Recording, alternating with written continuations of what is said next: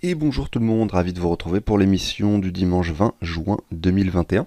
Le Bitcoin s'établit à 35 500 $, donc il est revenu sur les objectifs que nous avions envisagés ensemble, hein.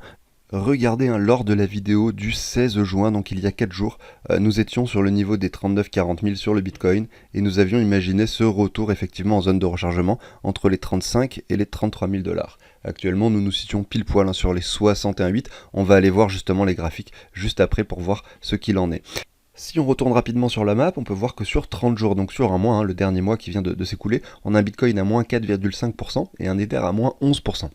Ce qui signifie, hein, sachant que l'Ether, lui, est le leader, hein, des altcoins, que la plupart des crypto-monnaies ont perdu de la valeur par rapport au Bitcoin, hein. On le voit ici sur la map, regardez, sur un mois, on a peu de cryptos qui vont finalement performer mieux que le Bitcoin. Mis à part ici, nous avons Theta et ici AMP. Voilà, il y en a deux dans le top 28 qui ont fait de meilleures performances que le Bitcoin. Donc clairement, ce qu'on peut se dire, c'est que éventuellement, l'altcoin dominance a dû perdre un peu de valeur, voir si on est retourné justement sur ces niveaux clés qui pourraient nous faire penser que les altcoins pourraient être prêts à reprendre de la valeur. C'est ce qu'on va aller regarder. Donc avant l'introduction, on va aller voir le Bitcoin, ensuite on va aller voir l'altcoin dominance et on va enchaîner avec l'introduction, les analyses des cryptos et je vais vous parler d'un projet aussi intéressant que je vous avais présenté il y a environ 2 mois. Ils arrivent sur la fin de leur prévente et donc il y aura des choses intéressantes à dire, on verra ça tout à l'heure.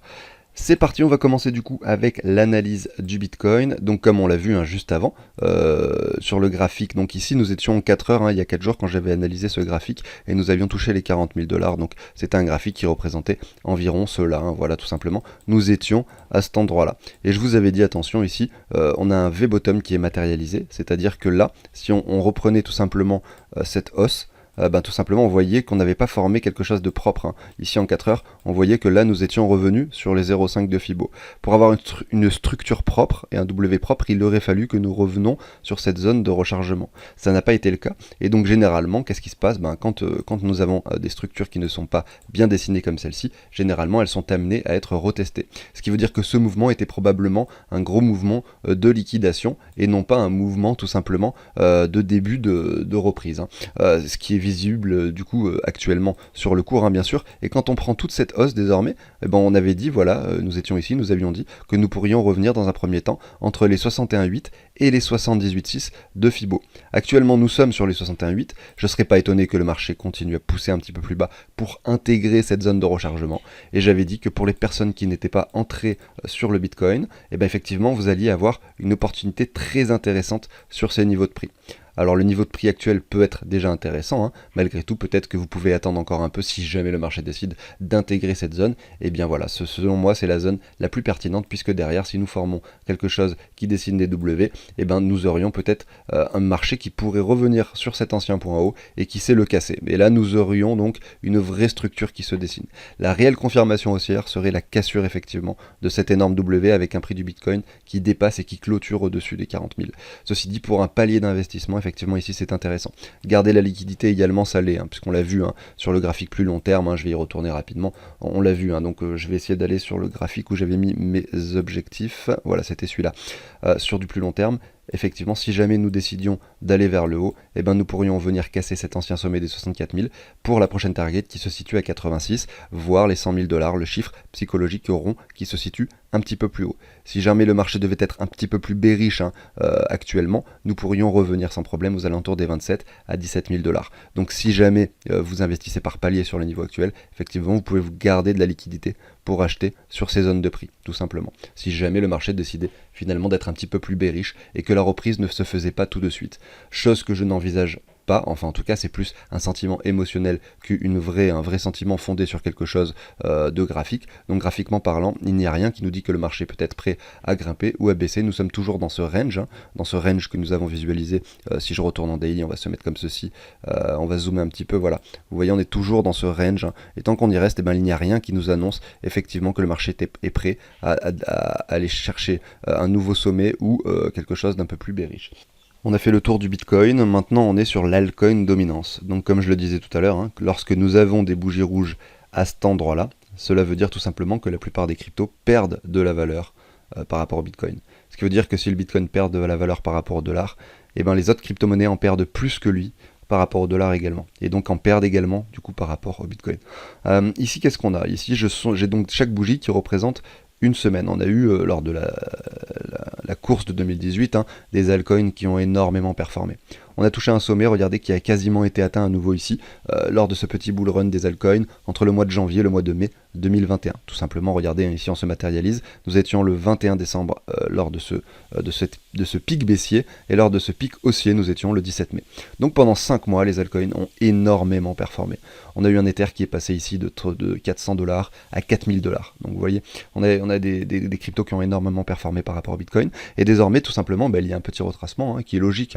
On n'a pas toujours des bougies vertes, d'autant plus que ici nous sommes revenus sur l'ancien sommet, qui est matérialisé de façon assez simple. Si on reprend toute cette baisse ici avec le Fibo, tout simplement, on va voir quel niveau nous avons touché. Donc je reprends cette baisse comme ceci, tac. Voilà, nous sommes revenus carrément sur les 0,9 de Fibo. Donc on a quasiment, en fait, si on dépasse les 100% de Fibo, ça veut dire qu'on établit un nouvel ATH et que le marché est probablement en train de repartir pour quelque chose de bullish. On l'a pas encore confirmé et cassé, on l'a pas encore fait, ce nouvel ATH, mais vous voyez, après on arrive sur une résistance importante, c'est normal que l'on retrace un petit peu. Et si on zoome un petit peu, donc déjà on va repartir un peu sur la base, on avait un joli triangle d'expansion à cet endroit-là. Nous étions revenus ici, je vous avais dit peut-être qu'on va continuer à zigzaguer, ça n'a pas été le cas. Ici on l'a cassé de façon très propre. Donc quand on avait eu ces clôtures là, on pouvait se dire directement que le marché était prêt à aller chercher des niveaux très très importants, notamment dans un premier temps cette zone de rechargement qui elle aussi a été percée de façon assez propre, ce qui veut dire qu'on a un marché des altcoins qui est très très bullish, bien plus que ce qu'on aurait même peut-être pu l'imaginer, donc c'est tant mieux, malgré tout on a des bougies rouges, on a des altcoins qui perdent beaucoup de valeur en ce moment, mais ça c'est normal, effectivement, on peut pas avoir que des altcoins bullish, on peut pas avoir que des altcoins qui performent. On pourrait imaginer revenir sur cette trendline du coup, qui représente finalement cet ancien canal que vous visualisez ici. Donc pour revenir sur cette trendline, il y a une chose qu'il va falloir identifier de façon plus précise sur un graphique plus court terme, c'est, regardez ici je suis donc avec un time frame plus faible, je veux dire, ici je suis en daily du coup, sur le même graphique en daily. On a ce M, regardez, qui est en train de se dessiner. Donc c'est toujours pareil, les 61,8 de Fibo restent selon moi la règle d'or des chiffres qui sont atteints. Alors plutôt je dirais même la zone de rechargement entre les 61,8 et les 78,6. Vous voyez, les altcoins n'ont pas dérogé à cette règle. Ici, nous nous sommes arrêtés pile poil à cet endroit-là, avant de dessiner beaucoup de bougies rouges d'affilée, pour revenir sur le niveau bas qui se situe par ici. Donc nous sommes également sur un niveau clé sur les altcoins, sur l'altcoin dominance. Deux possibilités s'offrent à nous. On peut venir confirmer ce M, et si c'est le cas, on reviendra sans problème chercher cette trendline, ou sinon, bien sûr, confirmer et dessiner ce W. Alors, c'est toujours pareil, on ne sait jamais sur quel pied danser, puisqu'il y a toujours deux possibilités. Et vous allez me dire, à quoi bon faire des analyses si jamais on ne sait jamais dans quel sens partira le marché. En fait, on essaye simplement, graphiquement, en un clin d'œil, on arrive facilement à voir les supports et les résistances. C'est ça qui nous fait dire que potentiellement il peut être intéressant d'investir ou pas, que ce soit par palier, pour les achats ou les reventes. C'est-à-dire qu'il ne faut jamais mettre tout son argent en achat au même endroit. C'est-à-dire ce que je pense, c'est que, regardez, ici sur ce graphique, on visualise du coup grâce à ce Fibo que je vous ai tracé tout à l'heure. Je vais vous le remettre, je vais supprimer celui-ci finalement qui me gêne. On peut se dire que voilà, on se remet comme ceci. Et là, on a une jolie résistance. C'est-à-dire qu'à cet endroit-là, selon moi, si on ne dessine pas de jolies structures, regardez, c'est le cas ici, on a fait un joli V-bottom, et bien on revient sur un niveau qui est intéressant et qui représente une résistance. Ce qui veut dire que là, pour moi, ça serait une erreur d'acheter des altcoins à ce moment-là. En se disant, bon là je suis sur le graphique de l'altcoin dominance, mais mettons que vous regardiez, là on serait en train de regarder par exemple le Chiliz par rapport au Bitcoin, parce que c'est du Chiliz qu'on veut absolument avoir, et bien si on avait une configuration comme celle-ci, on se dirait qu'ici, ça serait pas du tout intéressant d'en acheter. En revanche, lorsqu'on redescend comme ceci, et qu'on revient tester du coup les 61,8 et que l'on a des bougies rouges qui se dessinent, là on a effectivement un bon niveau du coup de support. On essaye d'acheter sur des supports et de vendre sur des résistances. Voilà à quoi servent les analyses techniques. Malgré tout, on ne sait jamais dans quel sens ça va partir, et c'est pour ça qu'on essaye d'acheter et de revendre par palier. Personne n'a dit que c'était facile de gagner de l'argent simplement en achetant des crypto-monnaies. Sinon, tout le monde serait déjà riche. Effectivement, il y a eu des grosses poussées qui se sont passées. Mais si vous arrivez que maintenant, rien ne dit que vous allez forcément gagner dans les 6 prochains mois qui viennent. Qui sait, peut-être que dans 3 mois, le Bitcoin sera à 150 000 et dans 6 mois, il sera à 30 000. Ce qui veut dire que potentiellement, si vous investissez maintenant et que vous les gardez pendant 6 mois, vous serez neutre ou peut-être même en négatif. Donc voilà. Ce que je veux dire, c'est que c'est pas si facile et c'est pas forcément simple d'acheter et de vendre au bon moment. D'où l'intérêt d'essayer de faire des analyses comme celle-ci et surtout d'acheter et de vendre par palier. Bref, on a fini avec l'altcoin dominance, vous voyez, donc deux possibilités. Si on vient retester cette trendline, je pense qu'il y aura une opportunité de rêve pour les personnes qui sont patients et qui n'ont pas encore acheté d'altcoin. Après voilà, c'est probablement pas forcément le cas de tout le monde. Moi personnellement, j'ai déjà des altcoins depuis bien longtemps. J'ai rechargé le plus possible sur ces retracements. On verra donc sur la chaîne ce qui se passera, hein, bien sûr, sur ce graphique par la suite. Je vous montre rapidement un tableau que je vous partage sous l'échange d'une donation qui permet de récapituler tous vos investissements. Donc si vous avez plein de plateformes de crypto-monnaies et plein de crypto-monnaies, vous allez pouvoir ici tout simplement tous les ajouter. Les prix viennent se chercher en temps réel. Vous pouvez ajouter une crypto comme celle-ci. Vous voyez, son prix vient s'écrire à cet endroit-là en temps réel. Donc 1,24 $ actuellement pour Engine et 1,03 €. Et derrière, vous allez dire ce que vous possédez de chacune de cette crypto. Et vous allez pouvoir en mettre jusqu'à 200. Et à la fin, ça vous dit combien ça vaut en dollars, en euros, etc. Tous les calculs sont là, tous les calculs sont faits. Ça permet également de calculer ses plus et ses moins-values et de dire combien vous avez investi, etc. Avoir un récap de toutes les transactions que vous faites par rapport à l'euro. Donc c'est assez pratique. Vous avez dans la description du coup un lien qui vous amène sur une vidéo qui explique beaucoup mieux ce tableau que ce que je viens de le faire actuellement, et également le site pour les donations. J'en ai fini avec ça, je vous passe la petite intro. Ceux qui aiment le contenu, hein, n'hésitez pas au passage à vous abonner, à liker, ça fait toujours plaisir. Et c'est parti, on se retrouve après cette courte introduction.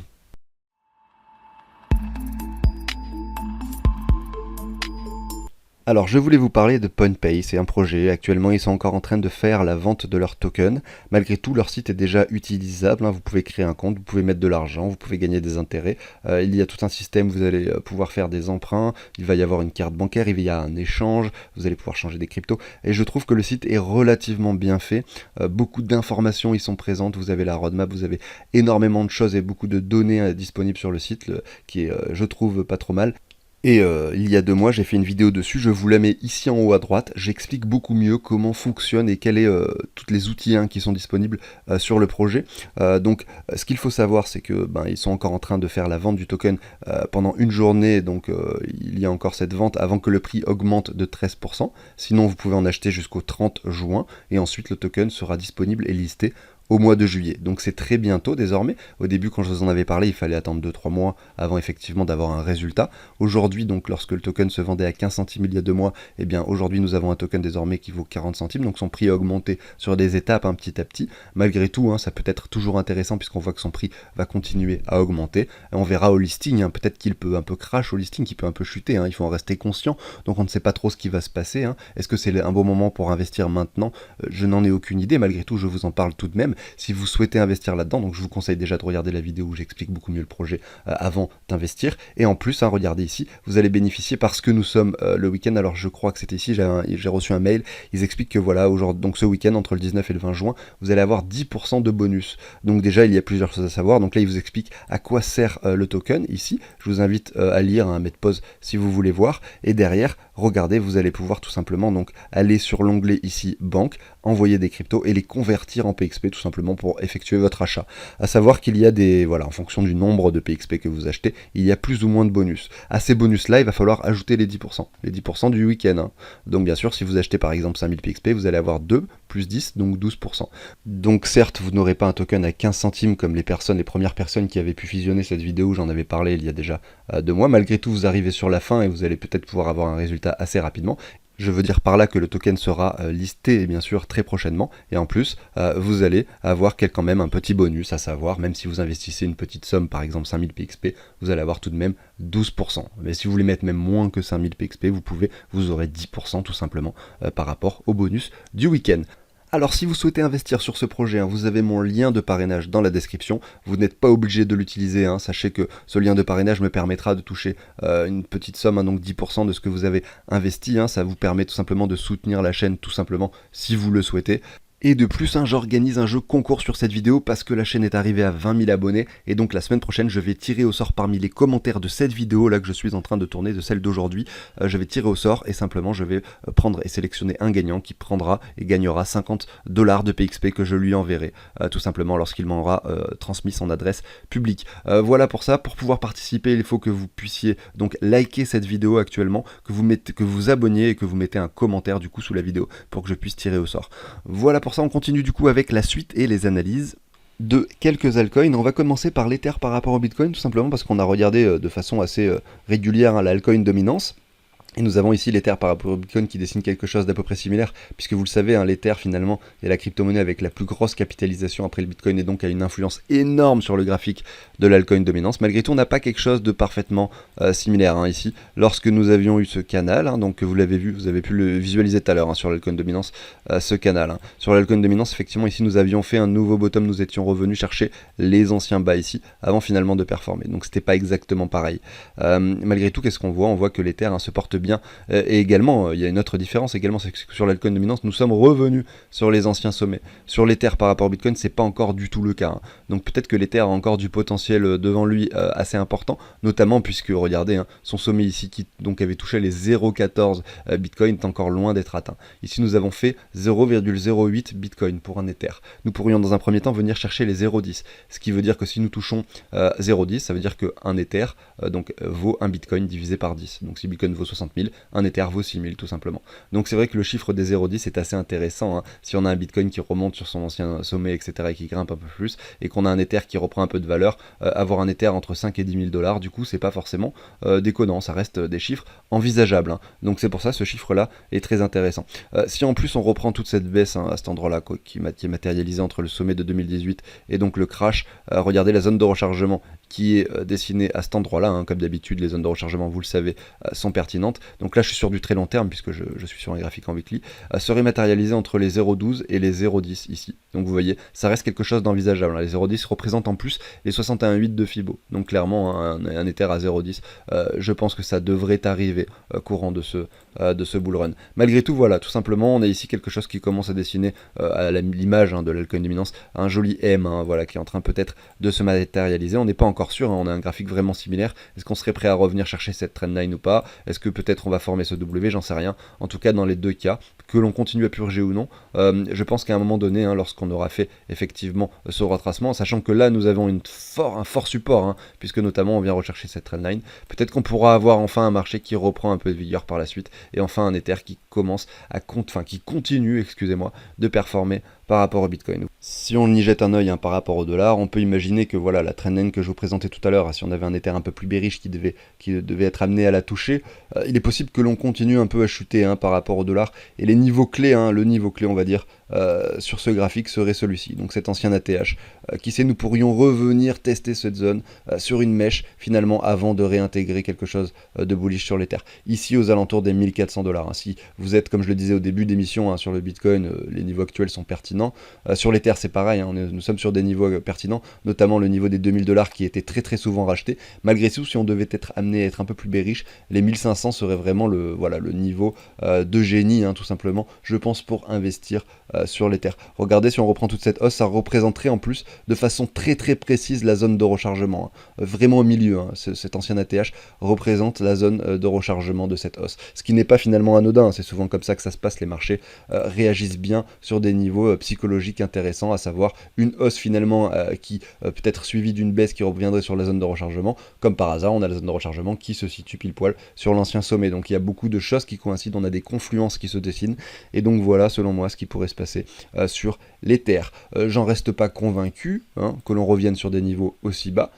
Tout simplement parce que on a un Bitcoin aujourd'hui qui est hésitant. Si jamais il décide finalement de grimper désormais, peut-être que l'Ether va suivre, hein, tout simplement on va peut-être pas avoir un Ether qui chute autant, ou alors même s'il continue à perdre de la valeur par rapport au Bitcoin, et qu'on vienne chercher la trendline dont je parlais tout à l'heure, si on a en parallèle un Bitcoin qui prend énormément de valeur, on pourrait avoir un Ether qui stagne hein, par rapport au dollar, ou même qui prend un petit peu de valeur avec un Bitcoin qui établit un nouvel ATH. Donc vous voyez, il y a beaucoup de possibilités, beaucoup de scénarios à envisager. Malgré tout, pour rester simple, il suffit de se mettre des alertes, des zones de rechargement. Si on y va, tant mieux, on achète. Si on n'y va pas, tant pis, on n'achète pas de l'actif, même s'il performe derrière. Il ne faut pas regretter de ne pas en avoir eu.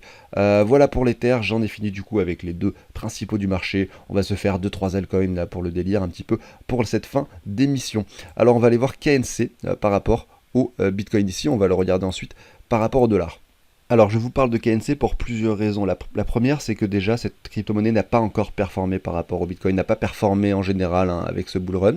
Et que donc forcément ça peut être des niveaux intéressants. Et la seconde, c'est qu'il y a une news voilà, qui est assez bullish pour cet actif, qui concerne tout simplement le réseau donc, de Polygon.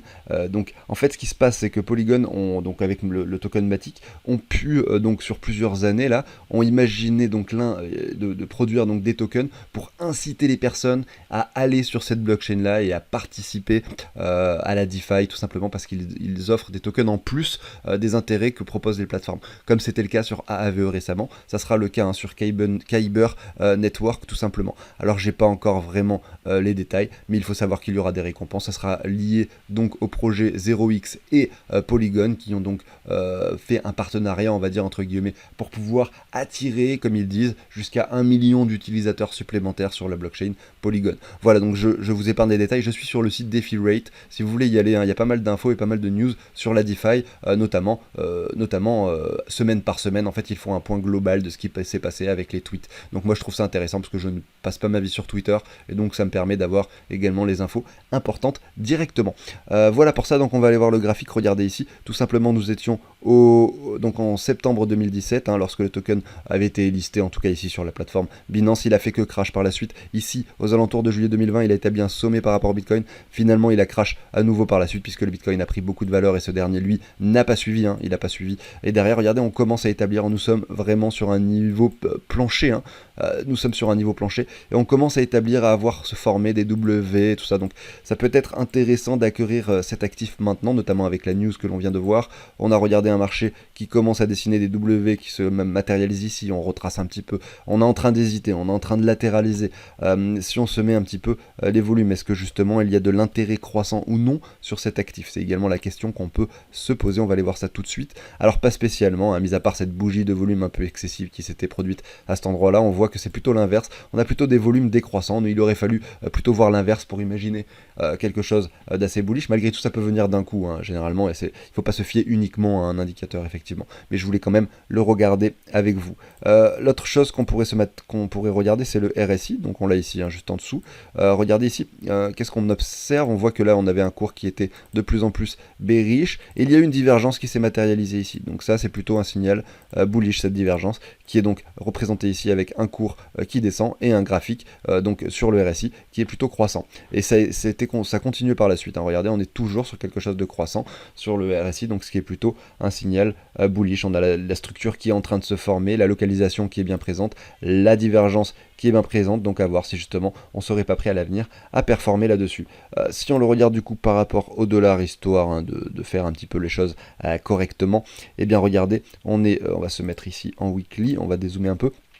On a certes un token qui a performé, comme la plupart des crypto-monnaies, mais malgré tout, regardez, on est sur 1,70$ et nous étions donc ici, nous étions en septembre 2019, donc il y a quelques temps, nous étions sur 12 centimes.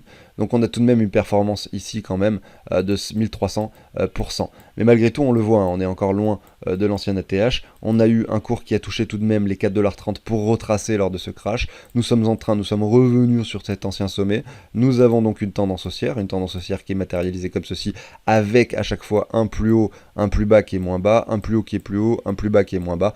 Enfin, à voir, peut-être qu'on va casser ça par le bas, mais j'en doute. Et derrière, est-ce qu'on serait pas prêt à continuer sur cette tendance haussière en faisant un nouveau plus haut, peut-être supérieur à 5$ sur le KNC, ce qui serait assez énorme déjà. On viendrait titiller l'ATH précédent. Alors je suis navré, j'avais pensé pouvoir en passer plus, mais effectivement là je vais m'arrêter ici. Il y aura des vidéos toute la semaine, vous le savez, j'en fais quasiment tous les jours, et on va parler sur des vidéos un peu plus spécifiques de beaucoup plus d'altcoins en même temps. Donc voilà, n'hésitez pas à vous abonner pour pas manquer les émissions quotidiennes, et surtout à activer la petite cloche pour avoir les notifications correspondantes. Merci à tous de m'avoir écouté, je vous souhaite un très bon dimanche et je vous dis à très bientôt sur la chaîne. Salut tout le monde!